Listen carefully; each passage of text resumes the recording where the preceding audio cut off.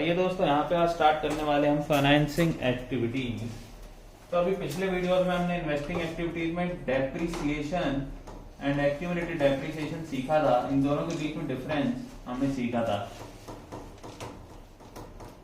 तो financing activities में क्या गलतियां आप कर सकते हो, मैं अब इसके ऊपर भी एक वीडियो बना रहा हूं। दोस्तों, आप फाइनेंसिंग एक्टिविटी में सबसे पहली जो गलती कर सकते हो वो कर सकते हो सिक्योरिटीज प्रीमियम के अमाउंट की। ठीक है गाइस, फॉर एग्जांपल हमारे तो क्वेश्चन में लिखा होता है शेयर्स आर इशूड एट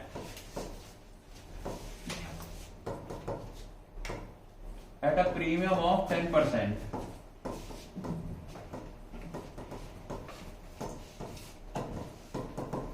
ठीक है गाइस, तो अभी यहाँ पे देखो, ये सिक्योरिटीज प्रीमियम 10% है। पिछले साल शेयर्स की वैल्यू कितनी दे रखी थी? ओपनिंग बैलेंस जो था क्वेश्चन के अंदर मान लीजिए 1 लाख दे रखी थी, और अभी क्लोजिंग बैलेंस कितना है? 1,50,000। तो अभी कितने से हमारी शेयर्स की वैल्यू बढ़ी? 50,000। आप फाइनेंसिंग एक्टिविटी के अंदर क्या करोगे? सीधा लिख दोगे proceeds from issue of equity share 50,000 आप ऐड कर दोगे, जबकि 50,000 ऐड नहीं होगा, ऐड होगा 55,000, क्योंकि वो प्रीमियम पे इशू हुए हैं। रिजर्व एंड सरप्लस के अंदर भी दे रखा हो सकता है, तो दे रखा था इक्विटी शेयर्स में, रिजर्व एंड सरप्लस में दे रखा है। ओपनिंग बैलेंस सिक्योरिटीज प्रीमियम का था ही नहीं, और अब 5,000 रुपए। तो इसका मतलब क्या है? जो शेयर्स हमने इशू करे उनके साथ आया होगा वो पैसा। तो जो हम फाइनेंसिंग एक्टिविटी में ऐड करने वाले हैं, फाइनेंसिंग एक्टिविटी में जो अमाउंट ऐड करने वाले हैं under the name proceeds from equity shares, वो आएगा बेटा 50,000। कितना आएगा? 55,000। यानी 50,000 जो इक्विटी शेयर का इंक्रीज हुआ और इसी के साथ प्रीमियम आया होगा। प्रीमियम कैश में आया होगा ना बेटे, इसलिए ऐड हो जाएगा। तो पहला पॉइंट ये आपको जरूर ध्यान में रखना है कि सिक्योरिटीज प्रीमियम अगर गिवन है और वो इंक्रीज हुआ है तो you have to add it. ठीक है जी, फाइनेंसिंग एक्टिविटी में उसको हम लिखेंगे। ठीक है जी। इसके बाद देखो दोस्तों, अगली जो चीज आती है ना, हमने हमने इशू करे हैं डिबेंचर्स, और इशू करे हैं 1 लाख की डिबेंचर थे स्टार्टिंग में ओपनिंग, और क्लोजिंग हमारे को दिखाई दे रहे हैं 2 लाख रुपए के, यानी 1 लाख रुपए के डिबेंचर और इशू करें। लेकिन हमें स्टेटमेंट नीचे दे रखी है कि debentures are issued at a discount of 1%, 99,000, यानी 1% का डिस्काउंट है, तो यानी 1,000 रुपए का डिस्काउंट है। इसको हम डिस्काउंट ऑन इशू डिबेंचर कहते हैं। बेटा एक बात समझ लो, तो यानी पैसे जो आए हैं वो 1 लाख नहीं आए हैं। देखो इंक्रीज यहां से तो दिखा रहा है 1 लाख का, तो क्या 1 लाख आए हैं? 1 लाख नहीं आए हैं, पैसे आए हैं 99,000। कैश कितना है? 99,000। तो गाइस यहाँ पे हम ऐड कितना करने वाले हैं फाइनेंसिंग एक्टिविटी में? 99,000, ना कि 1 लाख, क्योंकि 1% क्या है? डिस्काउंट है।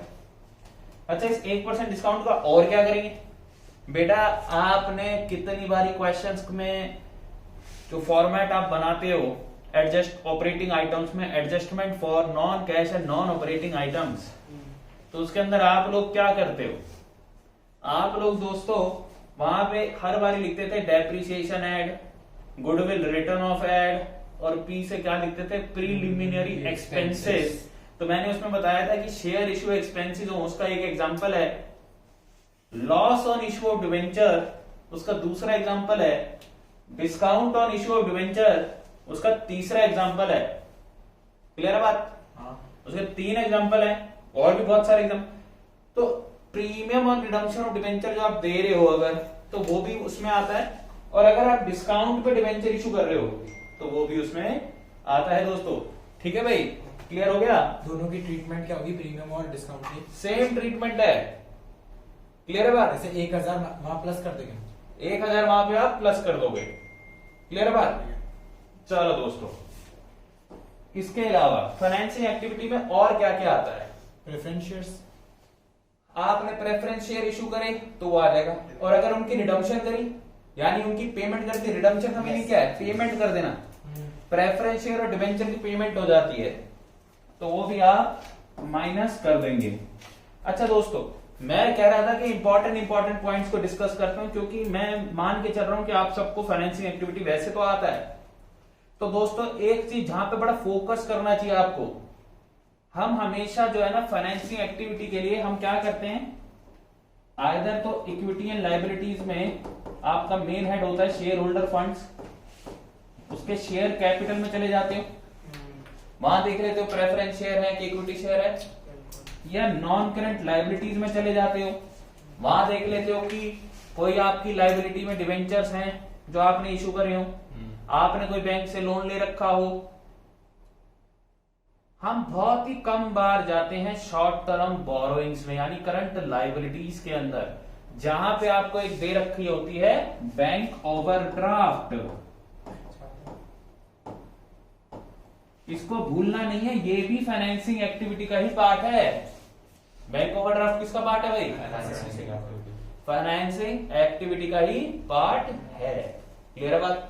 तो अगर बैंक ओवरड्राफ्ट आपका इंक्रीज हो रहा है, पहले हमारा बैंक जो था ना नेगेटिव था 30,000 से, यानी हमने बैंक वालों को 30,000 देने थे, पहले साल कितना था 30,000, इस साल ये हो गया 40,000, यानी 10,000 रुपए हमने और विड्रॉ करेंगे, यानी ये 10,000 रुपए क्या होगा ऐड हो जाएंगे इंक्रीज इन बैंक ओवरड्राफ्ट के नाम से फाइनेंसिंग एक्टिविटी, क्योंकि पैसा आया है।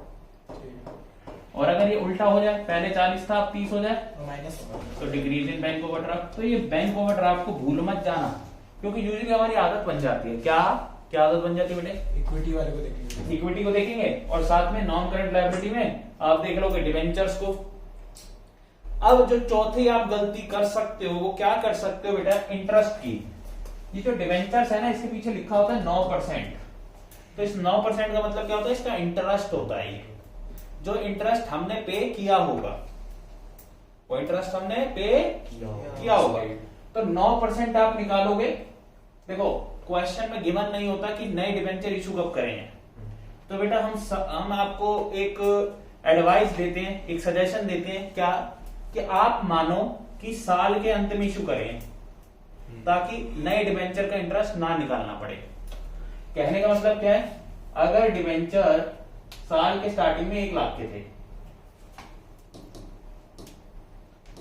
ओपनिंग में, क्लोजिंग में डिवेंचर हो गए 1,50,000 के, और ये 9% डिवेंचर है, या तो डेट गिवन हो 1 अक्टूबर गिवन है, तो हम मान लेंगे कि 1 लाख पे तो पूरे साल का लगा दो, और नए डिवेंचर 1 अक्टूबर को इशू करें तो 50,000 रुपए 6 महीने का लगा दो। टोटल इंटरेस्ट आप जो पेड है वो आप माइनस कर दो फाइनेंसिंग एक्टिविटी से, और ऑपरेटिंग में इसको हम ऐड कर देते हैं इंटरेस्ट पेड। पर अगर कुछ नहीं गिवन तो मानो ये इशू हुए हैं आखिरी तारीख को, ताकि इस 50,000 रुपए इंटरेस्ट हमें ना निकालना पड़े, और ऐसी एजम्पशन लेते हो अगर, तो आप अपने क्वेश्चन के सबसे नीचे नोट बना के लिखें that we have assumed that we have issued debentures on 31st March so and so date. Okay? तो गाइस यहाँ पे जो 9% है ना, इसका इंटरेस्ट निकालना जरूरी है। ऐसे ही 12% बैंक लोन दे रखा हो सकता है, मान लो 1 लाख स्टार्टिंग में था, 1 लाख ही आ गए, तो फाइनेंसिंग एक्टिविटी में इस इंटरेस्ट को हम माइनस करते हैं। तो बाय तो लगता है नहीं, इंटरेस्ट पेड ऑन डिवेंचर्स और बैंक लोन, तो इसका 9% कितना हो गया 9,000, और इसका 12% कितना हो गया 12,000, ये दोनों माइनस हो जाएंगे, ब्रैकेट लगाएंगे। क्लियर है बात गाइस? यस। अब देखो अगली जो गलती आती है वो आती है इंटरिम डिविडेंड की।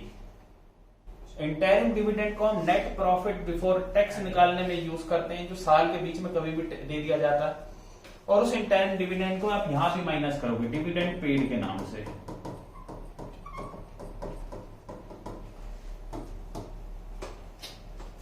ठीक है जी, इंटरेस्ट पेड और डिविडेंड पेड। क्लियर है बात? इसके बाद दोस्तों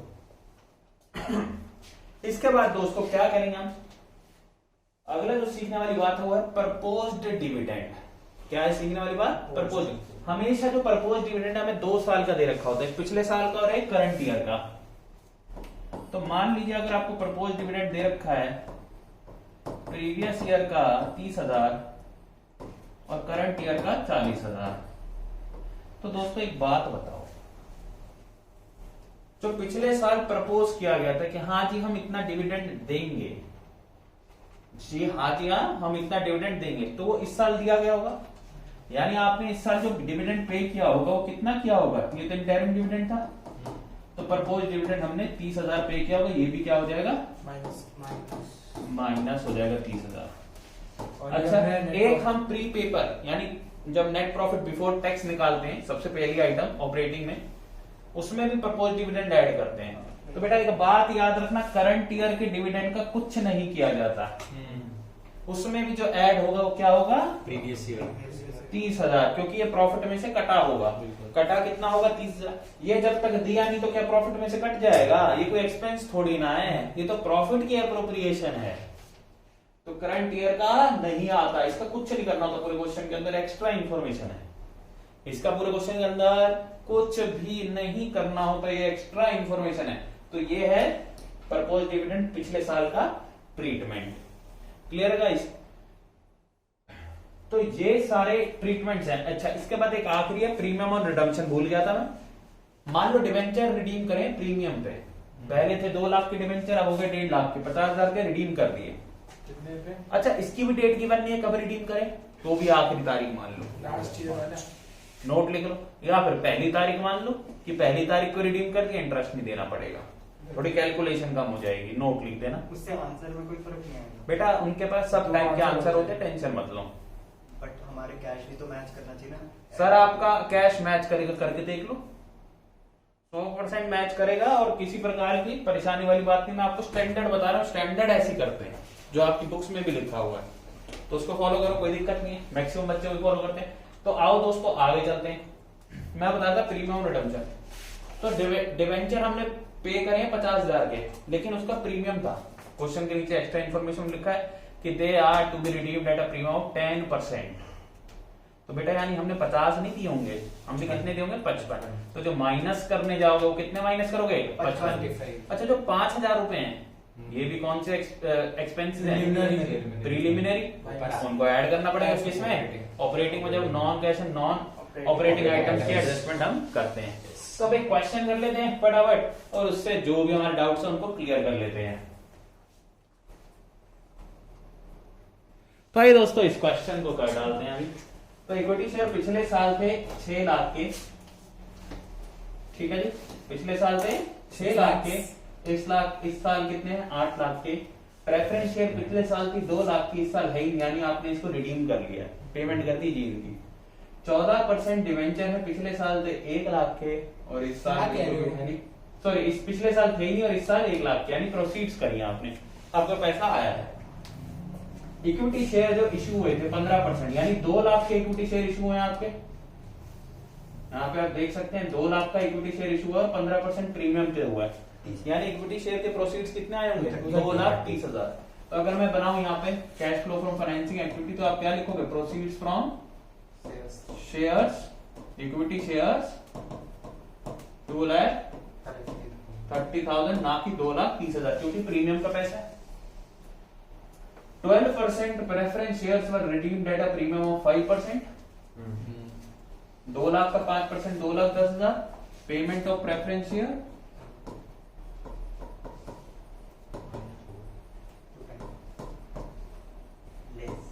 2,10,000 माइनस हो जाएगा।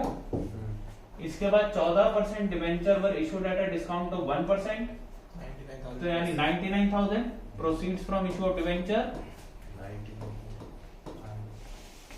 ये सब एग्जांपल मैं आपको पहले ही करा चुका हूं। -24 बेटा इसके बाद dividend paid on old preference share 24,000, dividend paid minus कर देते होते हैं, इंटरेस्ट पेड 14,000। 24,000। इसके बाद यहाँ पे दे रखा है इंटरेस्ट पेड ऑन डिवेंचर 14,000, 10 दिन माइनस करो, बेटा इसके बाद under writing commission on equity share 10,000 है, तो ये कमीशन भी माइनस कर दो ये प्री क्योंकि ये पेमेंट करी गई होगी।